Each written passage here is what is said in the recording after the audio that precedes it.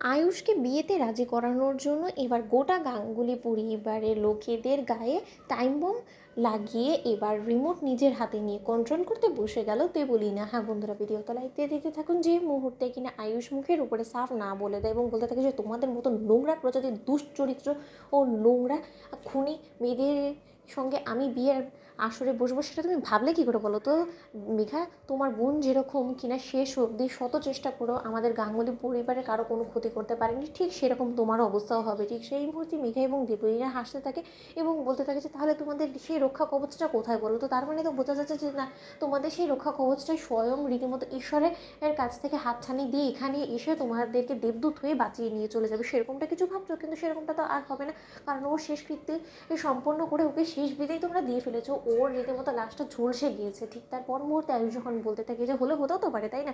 ঠিক সেই মুহূর্তে যখন কিনা আয়ুষ বলতে থাকে যে লজ্জা করে না নির্লজ্জ বেহায়া মেয়ে কোথাকার, তোমাদের নিজেদের ক্ষমতা নেই এই সমস্ত কিছুর প্রতি। যখন তোমাদের এতটাই লোক, তাহলে নিজেদের মতো করে পায়ের ঘাম মাথায় ফেলে করে দেখাও না। কুসুম একটা কাজের মেয়ে হওয়া সত্ত্বেও সে সমস্ত কিছু নিজে দক্ষতায় নিজের যোগ্যতা অর্জন করে নিয়েছিল। তাহলে তোমরাও সেরকমটা করো, নাকি এরকম মানুষের খুন খারাপই করে তোমরা কী মনে করছো সমস্ত কিছু করে তোমরা সবসময় পার পেয়ে যাবে?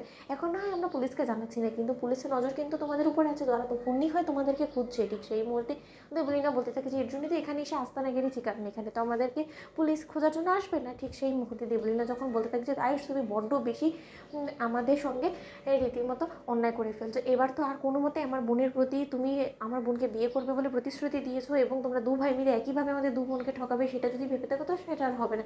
ঠিক আছে, বরঞ্চ আমি আমার মতো করে ব্যবস্থা করে নিচ্ছি, তোমাকে তো বিয়ের পিড়িতে আমি বসিয়ে ছাড়বো আমার বোনের পেছনে। ঠিক সেই মুহূর্তে যখন কিনা এক পর্যায়ে সন্ধ্যেক্ষণে আসা মাত্র আয়ুষ যখন কিনা সেখান থেকে বেরোতে নেয়, ঠিক সেই মুহূর্তে দেবলীনা বলতে থাকে যে আয়ুষ মা মা বলে যে এতক্ষণ ধরে চিৎকার করছো, তোমার মা তোমার ডাকে সাড়া দিচ্ছে না, তাই না? তার জন্যই এতটা হুন্নি হয়ে খুঁজছো। দেখো তো একবার, সেখানে তোমার পরিবারের সমস্ত লোকেরা তো বসে আছে। ঠিক সেই মুহূর্তে আয়ুষ পেছনে তাকানো মাত্র যখন কিনা দেখতে পাই যে বাড়ির প্রত্যেকটা সদস্যের গায়ে টাইম বোম ফিক্স করে রেখেছে দেবলীনা।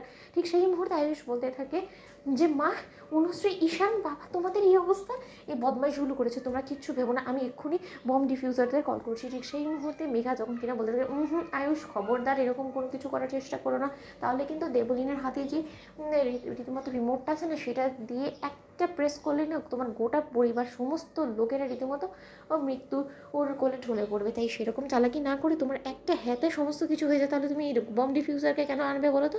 তুমি শুধু আমার সঙ্গে পিড়িতে বসার জন্য রাজি হয়েছো। এবার বলো, তুমি তোমার পরিবারের মৃত দেহগুলো চাও না আমার সঙ্গে সুখে ঘর সংসার করতে চাও? বলো আয়ুষ। ঠিক সেই মুহূর্তে আয়ুষ এক পর্যায়ে বাধ্য হয়ে দেবলীনা এবং মেঘার প্ল্যানে রাজি হয়। তো বন্ধুরা লাইক এবং শেয়ার করে সাবস্ক্রাইব করতে ভুলো না।